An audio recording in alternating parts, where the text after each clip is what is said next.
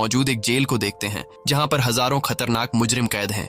ये सैंटियागो का सबसे सिक्योर तरीन जेल है क्योंकि आज तक इस जेल से कोई भी कैदी फरार नहीं हो सका और इसका रीजन है इस जेल का वार्डन बहुत ही स्ट्रिक्ट और बेरहम इंसान है जो जरा सी गलती करने पर कैदियों को बुरी तरह से पीटता है। और यही वजह है कि इस जेल के कैदी यहाँ से भागना तो दूर बल्कि एक छोटी सी गलती करने से पहले भी 100 बार सोचते हैं। लेकिन अब वार्डन का यह खौफ ज्यादा दिनों तक चलने वाला नहीं था क्योंकि अब इस जेल में एंट्री हो चुकी थी एक बहुत ही शातिर इंसान की जिसका नाम लियोन है। लियोन एक आर्किटेक्ट है जो किसी भी बिल्डिंग को देखकर उसे पता चल जाता है कि यह बिल्डिंग कितने साल पुरानी है और इस बिल्डिंग को किस तरह से डिजाइन किया गया है। लियोन जेल में एंटर होते ही उसके दिमाग में यहाँ से भागने की प्लानिंग शुरू हो जाती है। यहाँ हमें पता चलता है कि लियोन अकेला नहीं है बल्कि उसके साथ 4 साथी भी हैं जो यहाँ से भागना चाहते हैं। कुछ देर बाद जेल का एक ऑफिसर सभी कैदियों को लाइन से खड़ा करके जेल के रूल्स बताता है और कहता है कि अगर किसी ने भी रूल तोड़ने की कोशिश की तो उसे मार दिया जाएगा। इसके बाद सभी कैदियों को उनके ब्लॉक्स की तरफ लाइन से ले जाया जाता है। यहाँ लियोन दौड़ते हुए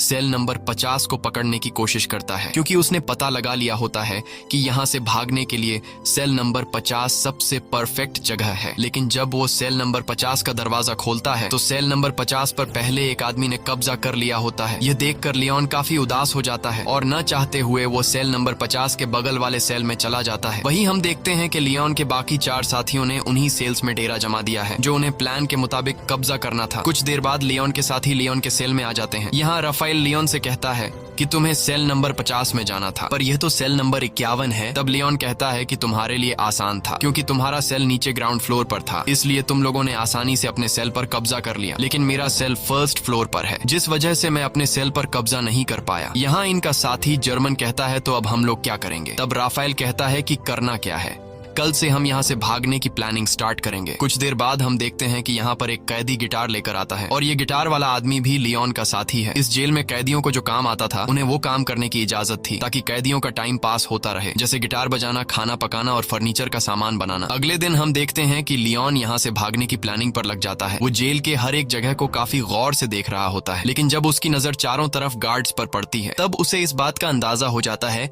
कि यहाँ से दीवार से कूदकर भागना काफी मुश्किल है। इसके बाद वह प्लान बी पर काम करते हुए पैदल चलकर कदमों से जेल की लंबाई का नाप लेने लगता है। जेल की लंबाई नापने के बाद वो सीधा अपने साथियों के पास पहुंचकर उनसे कहता है कि हमें कैसे भी करके यहाँ से भागना होगा। तब जर्मन ने कहा कि तुम पागल हो गए हो, यहाँ से भागना इम्पॉसिबल है क्योंकि चारों तरफ जेल की ऊंची दीवारें हैं जिससे हम कभी भी कूदकर भाग नहीं सकते और गार्ड्स भी चारों तरफ से हम पर नजर जमाए रखे हैं। अगर उन्हें जरा सा भी हम पर शक हुआ तो वो हमें मार डालेंगे। तब लियोन कहता है कि मैंने कदमों का इस्तेमाल करके जेल के बाहर जाने तक का रास्ता नाप लिया है। हम यहाँ से जेल के बाहर वाले रोड से सिर्फ 90 मीटर की दूरी पर खड़े हैं, इसलिए हमें दीवार से कूदकर यहाँ से नहीं भागना है बल्कि हम यहाँ जमीन के नीचे एक सुरंग बनाएंगे जो यहाँ से बाहर तक जाएगी। इस जेल के बाहर जंगल है और अगर हम एक बार यहाँ से निकल गए तो जेल के बाहर जंगल में गार्ड्स हमें ढूंढ नहीं पाएंगे और बड़ी आसानी से हम यहाँ से फरार हो जाएंगे। लेकिन यहाँ इनके दिमाग में सबसे बड़ा सवाल यह होता है कि इतनी लंबी सुरंग जब यह लोग बनाएंगे तो उस सुरंग से बाहर निकलने वाली मिट्टी यह लोग कहाँ गिराएंगे? यह सवाल इन तीनों को परेशान कर रही थी और लियोन सोच में पड़ जाता है कि सुरंग से निकलने वाले मिट्टी को आखिर कहाँ फेंका जाए। अब जब यह तीनों सुरंग से निकलने वाली मिट्टी को छुपाने के बारे में प्लान बना रहे होते हैं तभी एक कैदी की नजर इन पर पड़ती है जिसका नाम बिगोट है। बिगोट एक धोखेबाज इंसान है जो इस जेल के वार्डन के साथ मिला हुआ है और जब भी वो किसी कैदी को जेल से भागने या फिर कोई रूल तोड़ते हुए देखता है तब बिगोट चुपके से सीधा जाकर गार्ड्स को शिकायत लगा देता है और अब वो पिछले काफी टाइम से लियोन और उसके 2 साथियों पर नजर रख रहा होता है। इन तीनों को काफी टाइम से एक साथ बात करते हुए देखकर बिगोट को इन पर शक हो जाता है, इसलिए वो सीधा आकर राफेल से मिलता है, राफेल और कहता है कि मैंने पिछले कई दिनों से तुम तीनों पर नजर रखी है और मुझे पता है कि तुम तीनों यहाँ से भागने का प्लान बना रहे हो, इसलिए मैं भी तुम्हारे साथ यहाँ से भागने के प्लान में शामिल होना चाहता हूँ। यहाँ बिगोट के चेहरे को देखकर राफेल को कुछ गड़बड़ नजर आता है, इसलिए राफेल बिगोट से कहता है कि ऐसी कोई बात नहीं, हम तीनों तो बस बातचीत कर रहे थे और हमारा यहाँ से भागने का कोई भी प्लान नहीं है। अगले दिन लियोन, जर्मन और राफेल तीनों नीचे वाली सेल में आए। राफेल एक तरफ के दीवार को देखकर कहा कि हम इसी दीवार को खोदकर सुरंग बनाएंगे, लेकिन मसला यह था कि अगर खुदाई का काम शुरू कर दिया गया तो सुरंग को खुला नहीं छोड़ सकते क्योंकि हर शाम गार्ड्स हर एक सेल की चेकिंग करने आते हैं और अगर गार्ड्स ने सुरंग देख लिया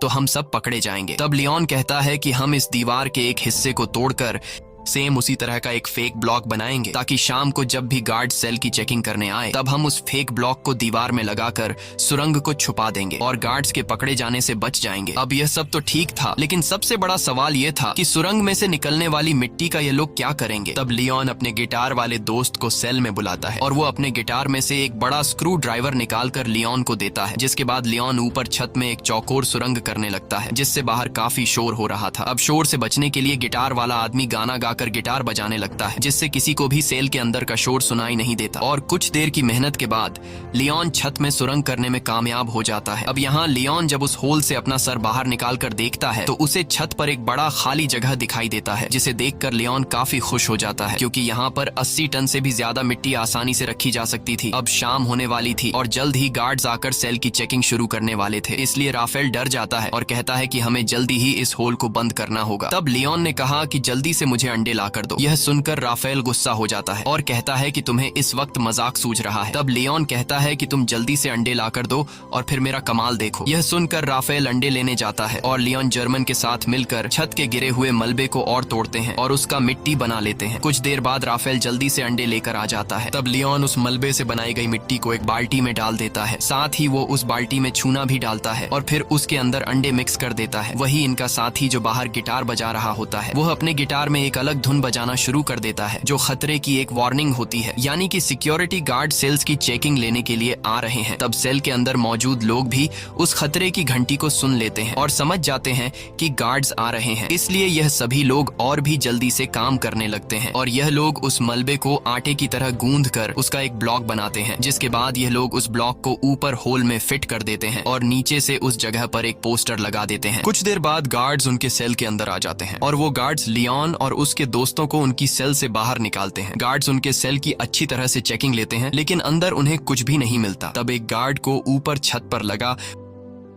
वही पोस्टर दिखाई देता है, लेकिन जैसे ही गार्ड उस पोस्टर को उतारने वाला होता है तभी उसे बाहर से उसका ऑफिसर उसे बुला लेता है, जिसे सुनकर वह गार्ड उस पोस्टर को बिना निकाले ही चला जाता है और इस तरह से इन सब की जान बच जाती है। अब यहाँ इन लोगों को इस जेल में 34 दिन हो चुके थे और उन्हें जल्द ही इस जेल से निकलना था, इसलिए लियोन और जर्मन ऊपर छत पर चढ़कर लकड़ी का खोखला बॉक्स बनाते हैं और उस लकड़ी के बॉक्स में ये लोग सफेद सीमेंट भरकर छत पर रख देते हैं। कुछ दिन बाद उनका ब्लॉक तैयार हो जाता है। अब भारी थी सुरंग बनाने की, जिसके बाद ये लोग खुदाई के काम पर शुरू हो जाते हैं। ये लोग दीवार का सबसे नीचे का हिस्सा पहले से बने हुए उस ब्लॉक के अनुसार काटने लगते हैं, लेकिन खुदाई करते वक्त काफी शोर हो रहा था जिसकी आवाज कुछ गार्ड सुन लेते हैं और गार्ड उनके सेल की तरफ बढ़ने लगते हैं। पर गार्ड के पहुंचने से पहले ही उनके गिटार वाला साथी आकर उन्हें बता देता है कि कुछ गार्ड सेल की तरफ आ रहे हैं। ये सुनकर सभी लोग काफी डर जाते हैं क्योंकि उन्होंने दीवार का जो हिस्सा काटा था वह हिस्सा उनके बनाए हुए ब्लॉक से छोटा था, जिसमें वह ब्लॉक फिट नहीं हो सकता था। अब जब उन्हें कोई दूसरा रास्ता नजर नहीं आता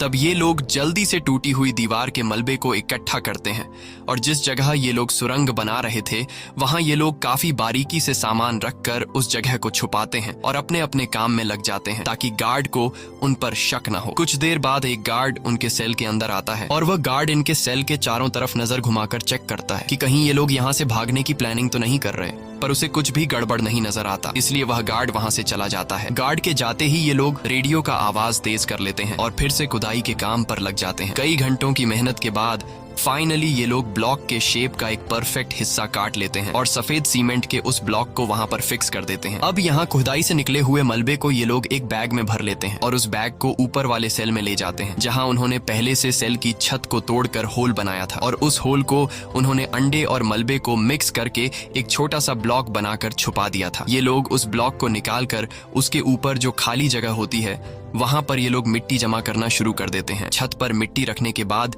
ये लोग छत वाले ब्लॉक को वापस लगाकर उसे व्हाइट सीमेंट से कवर कर देते हैं और उसे वापस से फोटो से ढक देते हैं। इसी तरह रोजाना वह गिटार वाला उनका साथी गिटार बजाकर लोगों का ध्यान भटकाता है, साथ ही वह पुलिस पर भी नजर रखता है और लियोन, राफेल और जर्मन नीचे वाली सेल में सुरंग को खोदते हैं और जो मिट्टी सुरंग से निकलती है ये लोग उस मिट्टी को अलग अलग बैग में निकाल कर अलग अलग तरीके से ऊपर वाली सेल की छत पर जमा करने लगते हैं। इस तरह से ये लोग पूरे दिन का एक रूटीन बना देते हैं और कई दिनों तक उनकी खुदाई का काम बड़ी चालाकी से चलता रहता है। लेकिन एक कैदी जिसका नाम ऑस्कर है उसे इन लोगों पर शक हो जाता है क्योंकि वह पिछले कई दिनों से इन लोगों को नोट कर रहा था। वह देखता है कि ये लोग हर रोज एक ही पैटर्न को फॉलो करते हुए नीचे के सेल से ऊपर वाले सेल पर जाते हैं। साथ ही ये लोग हमेशा हाथ में बैग या फिर बाल्टी लेकर ऊपर जाते हैं। ये सब देखकर ऑस्कर को उन पर शक हो जाता है, लेकिन वह किसी से भी कुछ नहीं कहता, बस चुपचाप उन पर नजर रखता है। अब यहाँ इन लोगों को इस जेल में 70 दिन बीत चुके थे और लियोन जब सुरंग को नापता है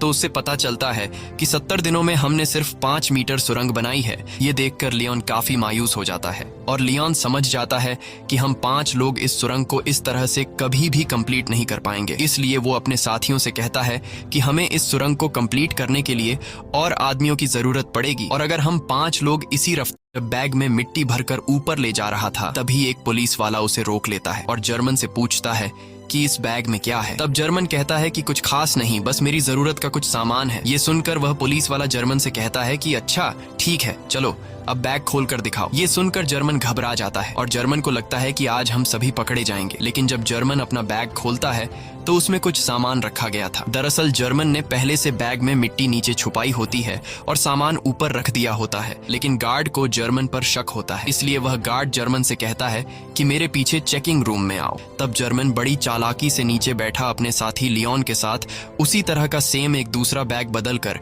गार्ड के पीछे चेकिंग रूम में चला जाता है। चेकिंग रूम में जब वह गार्ड जर्मन के बैग को अच्छी तरह से चेक करता है तो उसके अंदर सामान के अलावा कुछ भी नहीं मिलता, जिसके बाद वह गार्ड जर्मन को जाने देता है। अब इन सभी कैदियों को जेल में 86 दिन बीत चुके थे और अब ये लोग और ज्यादा दिन यहाँ नहीं रहना चाहते थे। इसलिए लियोन और उसके साथी जल्दी से सुरंग के काम को बढ़ाने के लिए ऊपर वाले फ्लोर के कुछ कैदियों को अपने साथ मिला लेते हैं। यहाँ लियोन उन नए कैदियों को दीवार से ब्लॉक हटाकर सुरंग भी बताता है। ये देखकर वो कैदी फौरन इनके साथ मिलकर काम करने को मान जाते हैं क्योंकि वो सोचते हैं कि अगर 5 लोग मिलकर 7 मीटर लंबा सुरंग खोद सकते हैं तो हम सब एक साथ मिलकर जल्द ही इस सुरंग को पूरा कर लेंगे। और साथ ही इन नए आने वाले कैदियों में कुछ कैदी ऐसे भी थे जिन्हें फांसी होने वाली थी, इसलिए वो लोग तो पहले से यहाँ से भागने का चांस ढूंढ रहे थे। अब लियोन जब समझ जाता है कि सभी कैदी सुरंग के लिए तैयार हो चुके हैं तब लियोन उन्हें अपना प्लानिंग बताते हुए कहता है कि हम डेली 1 घंटे की शिफ्ट में काम करेंगे। 2 लोग खुदाई का काम करेंगे,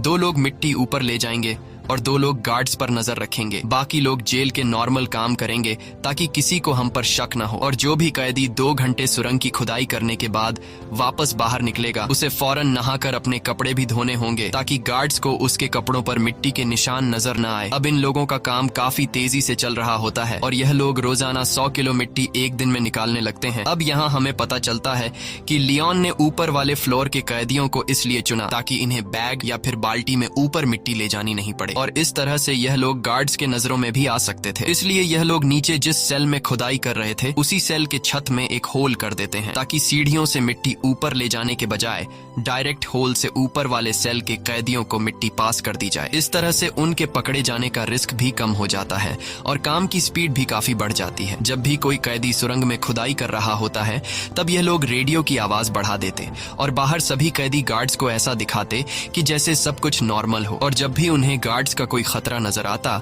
तब यह लोग उस सेल के दरवाजे पर नॉक करके खतरे की घंटी बजा देते, जिससे अंदर खुदाई के काम पर लगे कैदी सेल में सारा सामान पहले की तरह करके अपने अपने काम पर लग जाते। इस तरह से यहाँ से भागने के प्लानिंग में शामिल हर एक कैदी रूटीन के मुताबिक अपना अपना काम करते हैं और हर शाम को यह लोग इकट्ठा होकर आगे की प्लानिंग बनाने लगते हैं ताकि गार्ड्स को किसी पर भी शक न हो और सब कुछ परफेक्ट तरीके से चलता रहे। लेकिन शाम को जब यह लोग फुटबॉल खेल रहे होते हैं तब एक कैदी जिसका नाम ऑस्कर है वो राफेल के पास आता है और राफेल को बताता है कि मुझे पता है कि तुम लोग सुरंग खोदने की कोशिश कर रहे हो, इसलिए मैं भी तुम्हारी टीम में शामिल होकर तुम्हारा साथ देना चाहता हूं। तब राफेल ऑस्कर को लियोन के पास ले जाता है और लियोन ऑस्कर को भी अपनी टीम में शामिल कर देता है। यहाँ लियोन अपने 2 साथी जर्मन और राफेल से कहता है कि जिस हिसाब से काम चल रहा है मुझे पूरा यकीन है कि हम जल्द ही इस सुरंग को कंप्लीट कर देंगे। और जल्द ही यहाँ से बाहर निकल जाएंगे। लेकिन बाहर निकलने के बाद भी हम लोग पकड़े जा सकते हैं, क्योंकि हम 4-5 नहीं बल्कि पूरे 40 लोग हैं। और अगर बाहर निकलने के बाद भागते हुए हमें पुलिस ने देख लिया तो पुलिस हमारे पीछे गाड़ी लगाकर हमें पकड़ लेगी। इसलिए हमें यहाँ से बाहर निकालने के लिए बाहर के एक बंदे की जरूरत होगी, जो हमारा यहाँ से बाहर निकलते ही हमारे लिए एक बस तैयार रखे। अब यहाँ ये लोग सोच में पड़ जाते हैं कि बाहर से हमारी कौन मदद कर सकता है। तब लियोन कहता है, राफेल, तुम्हारी वाइफ पॉलिना हमारी बाहर से मदद कर सकती है और हम लोग उस पर विश्वास भी कर सकते हैं, इसलिए तुम्हें अपनी वाइफ से मदद मांगनी होगी। अब यहाँ रहते हुए सभी कैदियों को 182 दिन बीत जाते हैं और आज सभी कैदियों से उनके घर वाले मिलने आए होते हैं। यहाँ पर राफेल की वाइफ भी आई होती है।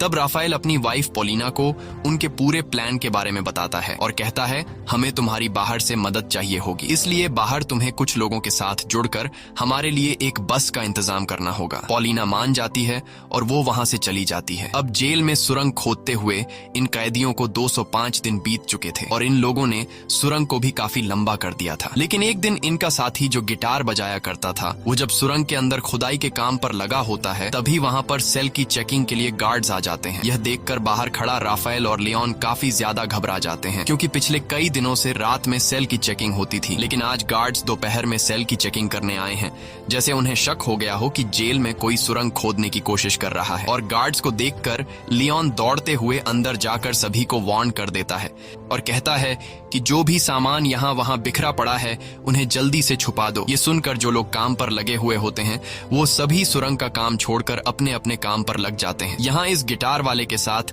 जो दूसरा साथी सुरंग में गया होता है वो भी बाहर आने लगता है, लेकिन गिटार वाला अंदर फंस जाता है क्योंकि वो सुरंग के बिल्कुल एंड में काम कर रहा था। लेकिन जैसे तैसे करके वो भी बाहर निकलने की कोशिश करता है, पर वो जान चुका था कि मेरे निकलने से पहले गार्ड सुरंग तक पहुंच चुके होंगे। अब यहाँ सभी लोग डरे होते हैं और उन्हें लगता है कि आज हम सभी पकड़े जाएंगे। लेकिन यहाँ राफेल समझदारी से काम लेते हुए सभी कैदियों को इकट्ठा करके गार्ड्स के सामने आकर खड़ा हो जाता है और गार्ड्स को आगे बढ़ने से रोक देता है। ये देखकर पुलिस ऑफिसर को गुस्सा आ जाता है और पुलिस कैदियों पर हमला कर देती है। यहाँ कैदी भी पुलिस का मुकाबला करते हैं और पुलिस को रोकने की कोशिश करते हैं ताकि इनका साथी जो सुरंग में फंसा हुआ है वह बाहर आ सके। वहीं हम देखते हैं कि इनका वह गिटार वाला साथी अब सुरंग से बाहर आ चुका है। वह जल्दी से उस सीमेंट के ब्लॉक को सुरंग में फिट कर देता है और जब वह सेल का दरवाजा खोलकर देखता है तो बाहर कोई भी नहीं होता। दरअसल गार्ड्स पर हमला करने के जुर्म में सभी कैदियों के कपड़े निकालकर बाहर धूप में खड़ा कर दिया गया होता है। कुछ देर बाद वहाँ पर जेल का वार्डन आता है। वार्डन कहता है कि इन सभी को बिना कपड़ों के सूरज के ढलने तक यहीं पर खड़ा रखो और एक दिन के लिए इनका खाना बंद कर दो। दूसरी तरफ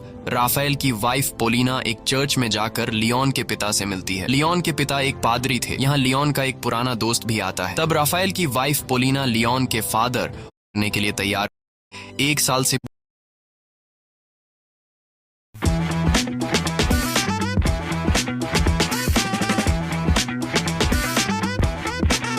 શું તમે હજુય મૂંઝાયેલા છો કે મારું આગામી વર્ષ જે છે એમાં મારે ક્વોલિટી સાથે ભણવું છે અને મસ્ત રીતે તૈયારી કરી कौन से ब्रांड का सिगरेट पीता है। अब यहाँ इन लोगों को इस जेल में रहते हुए 1 साल से भी ज्यादा टाइम बीत चुका था और इन लोगों ने सुरंग को भी काफी लंबा कर दिया था। दिन रात मेहनत के बाद अब सुरंग भी जल्द कंप्लीट होने वाला था। लेकिन एक दिन सुरंग में इनका एक साथी जब काम कर रहा होता है तभी अचानक वह बेहोश हो जाता है क्योंकि इतनी गहराई में ऑक्सीजन की कमी होती है। अच्छी बात यह थी कि राफेल उसके पीछे होता है और राफेल जैसे तैसे करके उस आदमी को बाहर निकाल देता है। शाम को ये लोग मीटिंग करते हैं कि अब सुरंग काफी लंबा हो चुका है, जहाँ अंदर ऑक्सीजन ना होने की वजह से सांस लेने में तकलीफ होती है, इसलिए हमें कुछ करना होगा। यहाँ पर एक आदमी होता है जो जेल में काम करता है। उसके पास एक मशीन होती है जिससे ये लोग पंखा लगाकर सुरंग के एंड तक ऑक्सीजन पहुंचा सकते हैं। राफेल उस आदमी से कहता है कि अगर तुम हमें ये मोटर दोगे तो हम तुम्हें अपने साथ शामिल कर लेंगे। वह कैदी मान जाता है और फिर ये लोग उस मोटर में एक पंखा लगाकर प्लास्टिक के पाइप के जरिए सुरंग के एंड तक ऑक्सीजन पहुंचाने में कामयाब हो जाते हैं और अब सुरंग के एंड में काम करने वाले लोगों को सांस लेने में तकलीफ नहीं होती। इस तरह से इनका काम फिर से जारी हो जाता है। लेकिन अब जेल के वार्डन को कैदियों पर शक होने लगता है, इसलिए जेल का वार्डन अपने पास एक कैदी को बुलाता है जिसका नाम बिगोट है। वार्डन बिगोट को सिगरेट का पैकेट देता है और उससे कहता है कि मुझे जेल में कुछ न कुछ गड़बड़ नजर आ रहा है, इसलिए तुम्हें कैदियों पर नजर रखनी होगी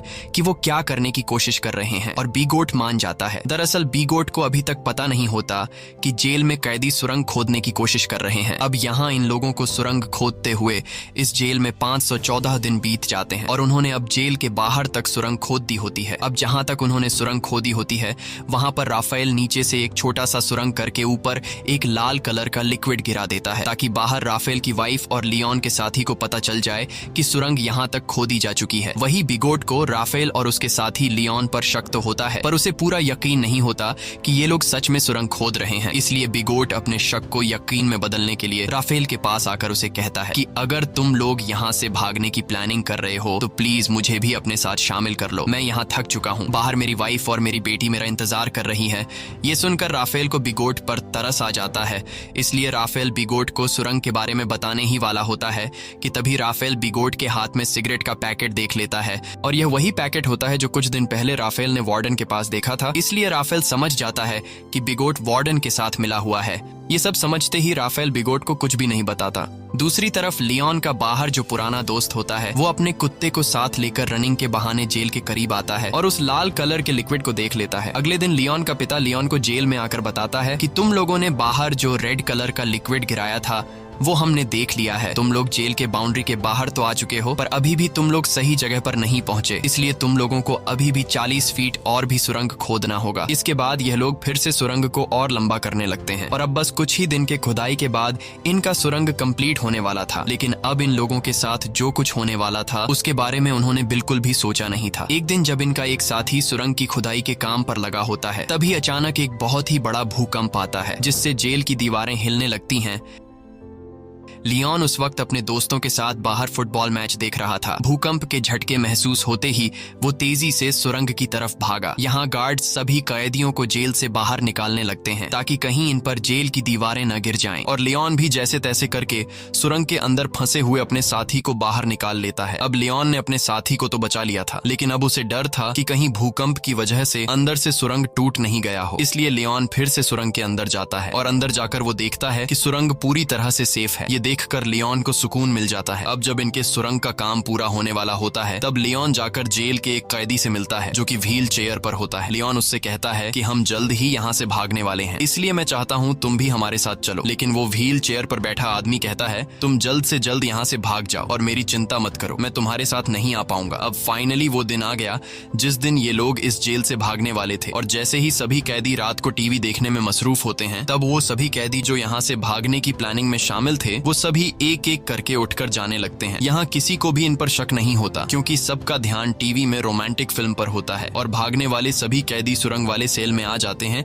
और यहाँ एक एक करके सभी कैदी सुरंग में उतरने लगते हैं। वहीं बिगॉट जब टीवी देख रहा होता है तब उसका ध्यान पीछे की तरफ जाता है और वो देखता है कि यहाँ से तो कई सारे कैदी जा चुके हैं। ये देखकर उसे शक हो जाता है और वो सीधा राफेल के सेल की तरफ बढ़ने लगता है। लेकिन बीच रास्ते में व्हील चेयर वाला आदमी बिगोट को रोक लेता है, पर बिगोट इस आदमी को धक्का देकर गिरा देता है, जिसके बाद वो सीधा राफेल के सेल में आ जाता है जहाँ उसे सुरंग दिखाई देता है। साथ ही वहाँ पर ऑस्कर भी खड़ा होता है और ऑस्कर यहाँ से निकलने वाला आखिरी कैदी होता है। लेकिन अब जब बिगोट को सारी सच्चाई का पता चल गया होता है तब वो पुलिस को बुलाने के लिए जाता है, लेकिन ऑस्कर उसे पकड़ लेता है। इस दौरान इन दोनों के बीच फाइट छिड़ जाती है और बिगोट ऑस्कर को स्क्रू ड्राइवर से बाजू पर मारकर बुरी तरह से घायल कर देता है। लेकिन ऑस्कर बुरी तरह से घायल होने के बावजूद भी बिगोट को जाने नहीं देता और बिगोट को मार मार कर बेहोश कर देता है। अब ऑस्कर भी सुरंग में जाने की कोशिश करता है, पर उसका बाजू बुरी तरह से घायल होने की वजह से वो सुरंग में नहीं जा पाता। दूसरी तरफ सभी कैदी सुरंग के अंदर धीरे धीरे आगे बढ़ रहे होते हैं और बढ़ते बढ़ते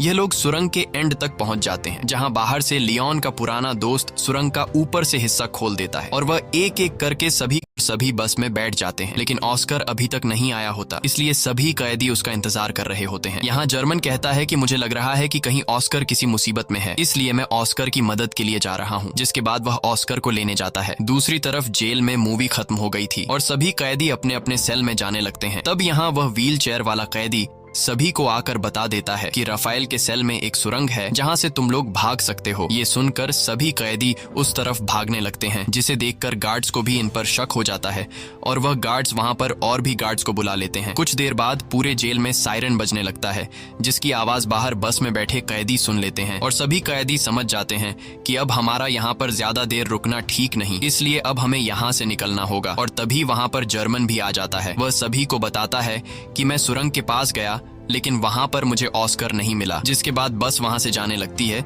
वहीं हम जेल में ऑस्कर को देखते हैं, जो घायल होने की वजह से जेल से भाग नहीं पाया। अब यहाँ कैदियों के भागने की खबर जेल के वार्डन को दी जाती है। कैदियों के भागने की खबर सुनकर वह काफी गुस्सा हो जाता है। दूसरी तरफ सभी कैदी बस में थे, जहाँ पर पोलिना सभी कैदियों को उनका पर्स दे देती है, जिसमें कुछ पैसे और उनके फेक आईडी थे, और सभी कैदी अलग अलग होकर अपने अपने रास्ते निकल जाते हैं। और इस तरह से सभी कैदी जिन्होंने पिछले कई महीनों से दिन रात मेहनत की थी, वह सभी जेल से आजाद हो जाते हैं। दोस्तों, यह इतिहास की सबसे बड़ी जेल ब्रेक घटना थी, जहां एक ही बार में पूरे 50 लोग जेल से फरार हो गए थे। लेकिन इनका एक साथी ऑस्कर भागने में नाकाम हो गया था। इसी के साथ सच्ची कहानी पर बनाई गई ये फिल्म खत्म हो जाती है। अगर आपको ये वीडियो अच्छी लगी हो तो हमारे चैनल को सब्सक्राइब और वीडियो को लाइक जरूर कीजिएगा।